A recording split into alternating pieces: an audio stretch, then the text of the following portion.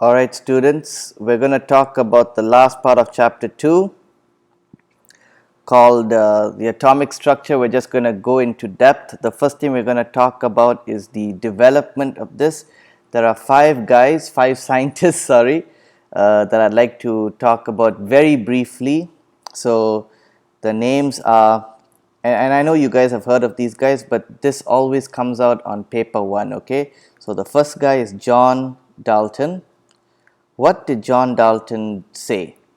John Dalton basically said that atoms are the simplest particle. Okay? He said that atoms cannot be divided into anything else. This is the most basic that you get. And he also said that atoms are indivisible, okay, and indestructible. What this actually means, don't worry about it, not really important. It just means that atoms are the simplest structure. It doesn't get any finer than this, okay? This is the lowest level it gets. The next guy, J.J. Thomson. J.J. Thomson talked about, discovered what we know as electrons. Now, an electron is a negatively charged particle. We will get into that later, no worries. The third guy, Ernest Rutherford, he discovered the proton. And as we know, the proton is a positively charged particle.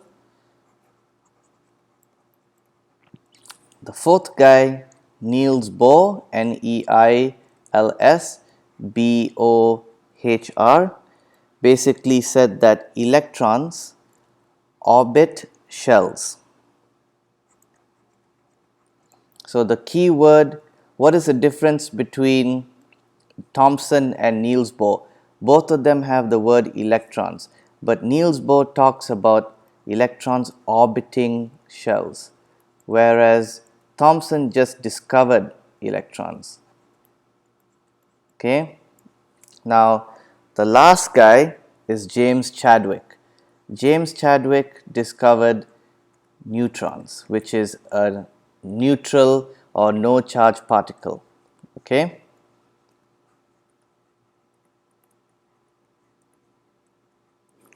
so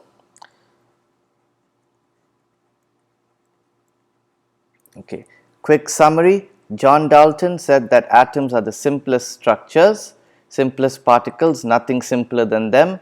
J.J. Thomson discovered the electron. Ernest Rutherford discovered the proton. Niels Bohr, he said that electrons, they orbit shells, they go around. And the last guy, James Chadwick, discovered neutrons.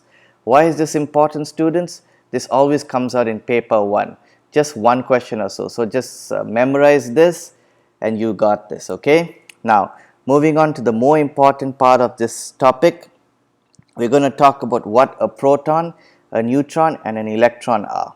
So, a proton, neutron, and electron, they fall under something that is called subatomic particle. So, we have a subatomic particle, okay, and under this we have three types. One is the proton, one is the electron, one is the neutron, just these three. Now, as I told you, they like to ask this on paper too. What is a proton? What is an electron? What is a neutron? A proton is a positively charged particle. Okay, guys, the key word is particle. All these three things are subatomic particles. So, a proton is a positively charged particle, an electron is a negatively charged particle, and the last one being a neutron is a no charge particle. Okay, it has no charge. What is the difference between these three subatomic particles? to best explain this, let me draw a diagram for you guys. This is the electronic configuration diagram. So these are called atomic shells, okay? This place in the middle is called the nucleus.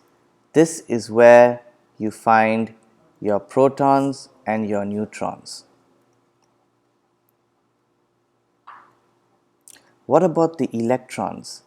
The electrons, as mentioned by, what was his name? Niels Bohr. He said that electrons circle orbits. So electrons are found around here. Okay, they are found in the atomic or in the orbital shells. So these are electrons. So protons found in the nucleus, which is in the center of the atom. Electrons are found going around the orbit. Now, talk about something called proton number and nucleon number. Before I get into that, I want to explain to you guys the import of, not explain, but to encourage you guys to please memorize the first 20 elements of the periodic table. If you do this, I promise everything from here will become way easier. Every other topic, periodic table, ionic covalent bonds, even electrochemistry, redox reaction, acid, base, salt, all of this depends on understanding the periodic table. Get that sorted out and you'll be good to go. So, sorry, I sidetracked there for a second. I'll get back to reality. Proton number versus nucleon number.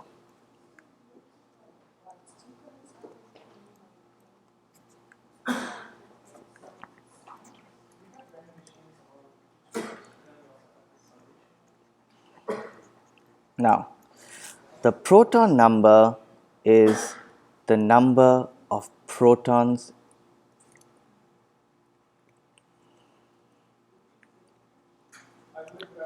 and some students think that's it. They like to ask this question on paper too. What is proton number? Proton number is the number of protons. No, students, you need to complete this answer. Proton number is the number of protons in the nucleus of an atom. This is where some students lose points. In the nucleus of an atom.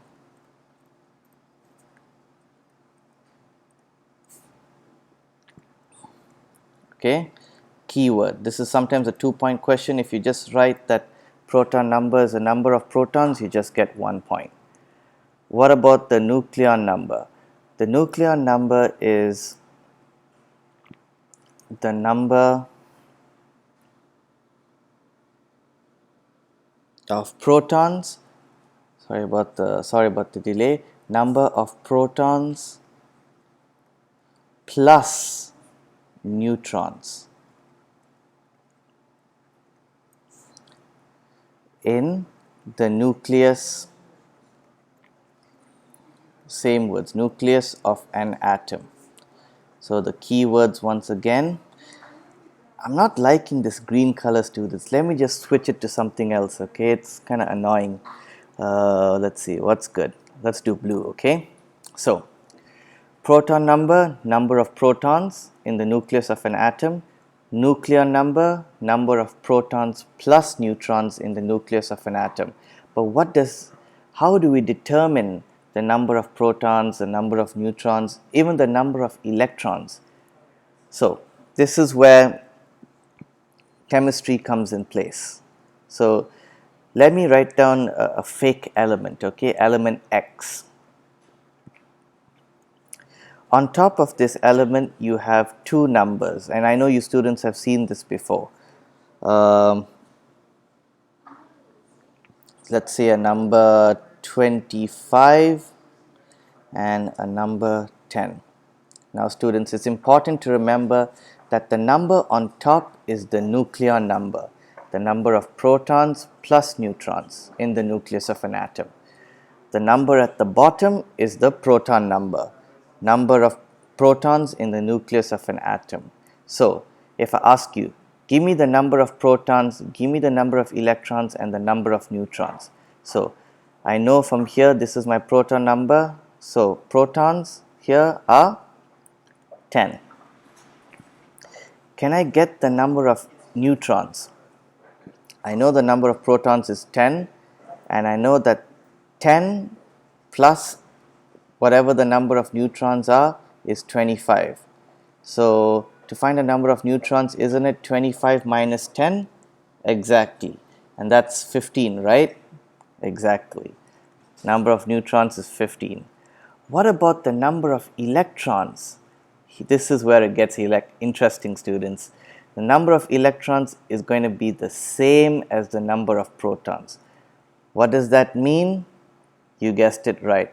The proton number basically means the same thing as the number of electrons in the nucleus of an atom. Always remember, the number of protons is equal to the number of electrons. Does this always hold true? Not always, but for now, believe it. Let's do more examples using real elements, okay? One more thing before we continue. The nuclear number is generally represented by the symbol A. I'll just write that down. A stands for nuclear number and Z stands for proton number. Okay, now let's look at the proton number and nuclear number for a few elements. Guys, please memorize the first 20 elements of the periodic table. You'll be thanking me if you do this, I promise. How much time has elapsed? Let me just check this real quick.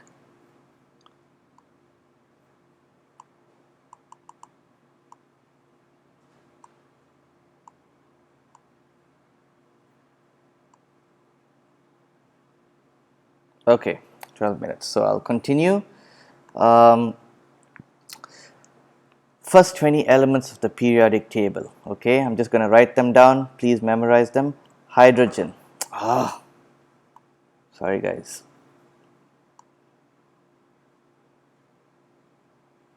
Okay, let's stick with black. So I'm going to name them and just write the symbol down. Hydrogen, helium, lithium, beryllium, boron, carbon, nitrogen, oxygen, fluorine, neon. Come on, move up, come on. Okay, sodium, magnesium, aluminium, silicon, phosphorus, sulfur, chlorine, argon, potassium, and the last one is calcium. Okay, so memorize these first 20. You obviously know the proton numbers for all. Proton numbers 1, 2, why is this lagging? 1, 2, 3, 4 and so on, and the proton number for calcium is 20. Let's look at an example. We take lithium for example. Okay, so if I look at the periodic table, lithium is going to be Li, that's the symbol, the number 3 at the bottom and the number 7 on top. So if I ask you, students, what is the number of protons of lithium? Protons, okay, let me think logically. Proton number of protons in the nucleus of an atom, that's 3. What are the number of electrons? Didn't Sir John say the number of electrons is equal to the number of protons? Yes, so number of electrons equals to 3. Number of neutrons. This is the nuclear number. Number of protons plus number of neutrons in the nucleus of an atom. So, I know the protons is 3. 7 minus 3, 4. Therefore, number of neutrons equals to 4. That's it, guys. One more example. Let's see. Potassium, K. 1939. Okay, so my first question is, what is proton, what is the, okay, define proton number. So proton number is the number of protons in the nucleus of an atom. 1 mark, set. Find the number of protons, electrons and neutrons. So I know this is my proton number, so number of protons equals to 19. So I know that my number of electrons are equal to my number of protons, so electrons equals to 19. Number of neutrons, let's see, 39 minus 19, because I know my protons are 19, and 19 plus this plus the number of neutrons equals to 39. So 39 minus 19, which is 20, equals to the number of neutrons. That's it, guys. That's how you find proton number, nucleon number, and number of protons, neutrons and electrons. Now we're going to talk about something really interesting, very important in chemistry. It's called isotopes. What is an isotope? Apologies, students, my apologies. Hopefully this kind of things will not happen again. Okay, so isotopes.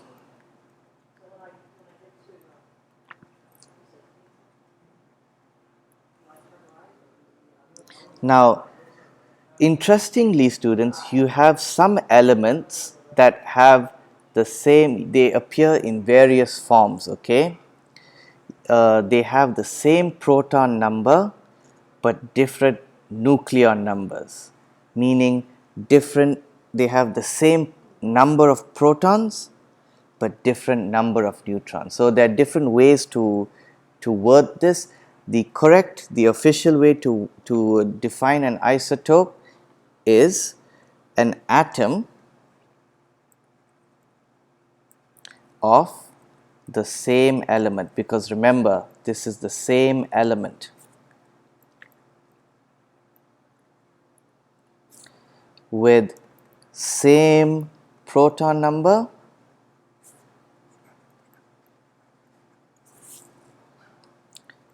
but different nucleon number.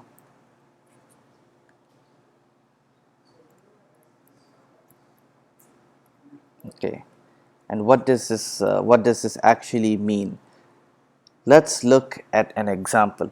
Perfect example, hydrogen. Okay, students, so in chemistry there are 3 types of hydrogens. They're called hydrogen 1, 2 and 3. Why is that? Well, guess what?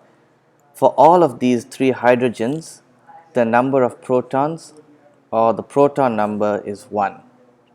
What changes? The number of neutrons or the nucleon number. 1, 2, 3. So these are isotopes of each other. Let's see, does it follow the definition? Atoms of the same element. Are these all the same element? Yes. With same proton number. Do they all have the same proton number? Yes. But different nucleon number. 1, 2, 3. This means that this has 0 neutrons. We know how to find neutrons, this minus this.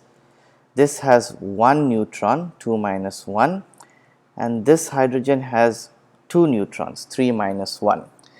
Now, the hydrogen that is given in the periodic table is this one. So, the isotopes would be this and this. So, students, do you understand what isotopes are now? Please know the definition and know this one example. If you know this, you'll be good. Let me see if I can give you another example.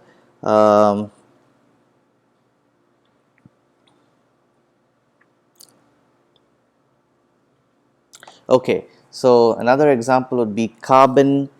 The carbon in the periodic table is this, carbon 612. What is the isotope? You guessed it. Same proton number 13, same proton number 14. So these two are the isotopes of carbon. This is the original carbon in the periodic table. These are the two isotopes. There are various other types of isotopes. You have oxygen isotopes, you have sulfur isotopes. I would just remember hydrogen and carbon, okay? Another question that they like to ask on SPM, uses of isotopes.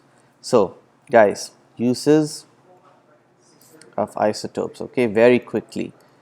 This again is a little bit of memorization, so unfortunately you got to memorize this, okay? Uses of isotopes.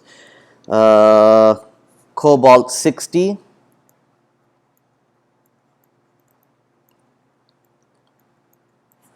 cancer, okay, treats cancer.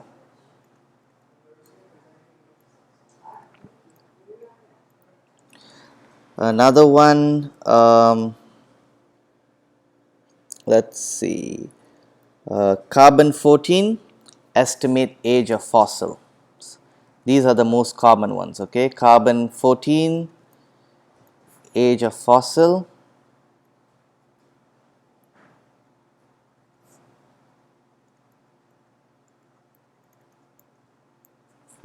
Anything else I can think of? No, guys, I think this is enough. So, quick recap, what is an isotope? An isotope is an atom of the same element, like this, same element, same proton numbers, but different nucleon numbers. Uses of isotopes, cobalt 60, treatment of cancer, and carbon 14, estimating the age of fossils. That's it. Done with isotopes. Now, the final thing for chapter 2, electronic configuration. Okay, very, very interesting, guys. Once you understand this, you'll start to love chemistry. Blue. Okay, how does electronic configuration work? So, you have the nucleus of an atom in here, the thing in the middle that has protons and neutrons. Now you have your shells, electronic shells. I'm just going to draw 3 shells for now. 1, 2, 3. Now the rules. How does this work? What does the shells have? The shells have, remember what's his name? Niels Bohr said, electrons. So give you a quick example of an element, sodium. What is the proton number of sodium? 11. What is the nucleon number of sodium? 23. That means that sodium has 11 protons. Obviously, number of protons equals to the number of electrons, so 11 electrons, and number of neutrons is going to be 23 minus 11, which is 12. Now, when we talk about electronic configuration, and sorry I didn't write the name down, so stressed out, students, you know. I'm trying to get some scholarship for my masters, so I've been a little stressed out, so my apologies, okay? Okay, so for electronic configuration, we only care about this, the number of electrons. The protons and the neutrons are in the nucleus, so we deal with the electrons. Now, I've drawn 3 shells. This is the first shell, this is the second shell, this is the third shell. Now, what is the rule for electronic configuration? First shell has to have maximum 2 electrons. Second shell, maximum 8 electrons. And these are things you have to memorize, but you'll get used to it, I promise. Third shell, maximum 8 electrons. So, whenever we fill in electrons, we need to follow this rule. So, let's look at sodium. 11 electrons. So, the first shell, I'll have to put in 2 electrons. So 1, 2. How many electrons do I have left? 9. So in the second shell, maximum 8 electrons. So I put 8 electrons. 1, 2, 3, 4, 5, 6, 7, 8. How many electrons do I have left? 8 plus 2, 10, 1 electron. And in the third shell, I have a maximum of 8 electrons. But I only have 1 electron left. So I just put the 1 electron here. That's it. How do I write this down? Let me see. The first shell has 2 electrons, so I put 2 down. Then I put a dot. The second shell has 8 electrons, so write 8 down. Put a dot. The third shell has 1 electron, so write 1 down. This is your electronic configuration. So basically, electronic configuration is a way to represent the arrangement of electrons in an orbit. You see guys, we're connecting the dots. We started from those guys who created all these things, protons, electrons, blah blah blah. We did proton number, nuclear number. Now we're boom on electronic configuration. You get the rules, it all makes sense. Chemistry is a piece of cake. Okay, so let's do more examples, 3 more examples, okay, of electronic configuration. Always remember the rule. First shell maximum 2, second shell maximum 8, third shell maximum 8. So,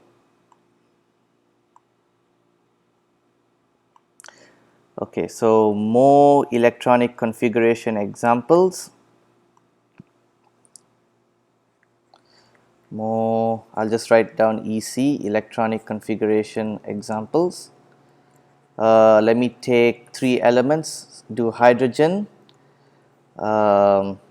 nitrogen, which is N, and I'll do magnesium. Okay, so hydrogen, what is the proton number? 1. So number of electrons equals to 1. So when we draw a shell, remember I said the first shell can have a maximum of 2 electrons, but we only have 1 electron. So therefore, we put that 1 electron in here. We don't have a second shell, we don't have a third shell. What is the electronic configuration of hydrogen?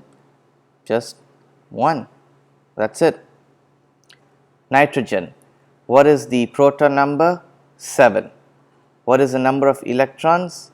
7, because number of protons equals to number of electrons. So now we have our number of electrons. Let's draw it out. First shell 2 electrons, second shell can have a maximum of 8, but we already put 2 here. How many do we have left? 5. So we put all the 5 in here. 1, 2, 3, 4, 5. What is our electronic configuration? First shell 2 dot, second shell 1, 2, 3, 4, 5. Electronic configuration of nitrogen done. Magnesium, what is the proton number? 12. Number of electrons, same thing, equals to 12. First shell 2, second shell can have 8. So we have 10 more electrons, right? 12 minus 2 is 10. So 8 can go in here. 1, 2, 3, 4, 5, 6, 7, 8. Do we have any more left? 8 plus 2 is 10. We have 2 more electrons. The third shell can have a maximum of 8, but now we only have 2 electrons. What is the electronic configuration? 2 in the first shell dot 8 in the second shell dot third in the last shell. This is your electronic configuration of magnesium. One more thing, students, what is valence electrons? The word valence is a little confusing. A lot of students get confused when they hear this word. Simple. Okay, I'm going to make this simple for you. Valence means last shell.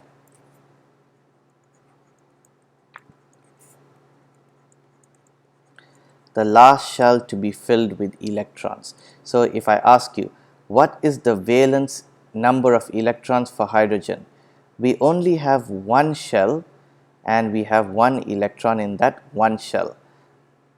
The valence electron is 1. What is the valence electrons for nitrogen? Again, look at the last shell. How many electrons do we have in the last shell? 5. Valence electrons for nitrogen equals to 5. Magnesium, last shell has 2 electrons. How many valence electrons do we have? Valence electrons equals to 2. That's it, guys. So for this part of the chapter, go over those 5 scientists and just know briefly what they do. Know about what is proton number, what is nucleon number. You've got to know the first 20 elements in the periodic table. Please do that before chapter 3. Know their number 1 to number 20, know their proton number and their nucleon number.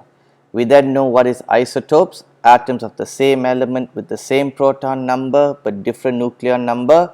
The uses, we know cobalt 60 for cancer and carbon 14 age of fossils.